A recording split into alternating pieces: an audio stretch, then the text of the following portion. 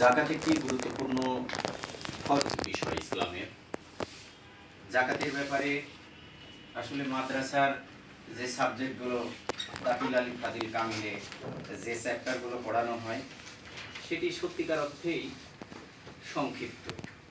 জাকাত ক্যালকুলেশন সহ বিভিন্ন বিষয়গুলো এটি মাদ্রাসাতে ওইভাবে পড়ানো হয় না সত্যিকার অর্থে।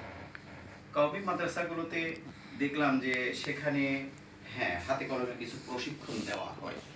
বাংলাদেশের শীর্ষস্থানীয় কিছু মাদ্রাসার কওমি মাদ্রাসার মহতামিমদের সাথে আলোচনা করে যেটা পেয়েছি, আলহামদুলিল্লাহ বর্তমান সরকার, বর্তমান ইন্টারিম গভর্নমেন্টের মাদ্রাসা শিক্ষায় এখন নবম, দশম, একাদশ, দ্বাদশ মানে আলিম এই শ্রেণীগুলোতে মানে দাখিল এবং আলিম শ্রেণীগুলোতে ব্যবসায় শিক্ষা বিষয়টা যদিও আগে ছিল কিন্তু ওইভাবে সম্প্রসারিত ছিল না, মানে সাবজেক্ট নেয় নাই, টিচারও ওইভাবে ছিল না।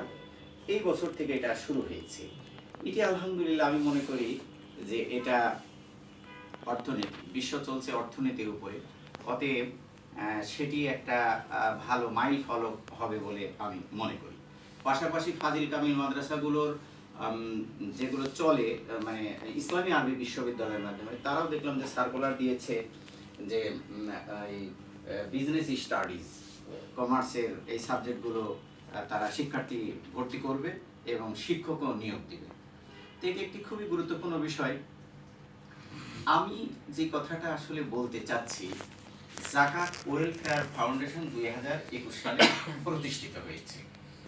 আসলে এমন একটা ফরজ বিষয়, আজ পর্যন্ত এই ধরনের অর্গানাইজেশন আরো অনেকগুলো থাকার দরকার ছিল। গোটা বাংলাদেশে ব্যক্তি উদ্যোগে SM আলামিন ফয়েজি ভাই এই যে ব্যক্তি উদ্যোগে যে শুরু করেছে, এবং আজকে এই ওয়ার্কশপ দিয়ে আমি যেটা বুঝলাম যে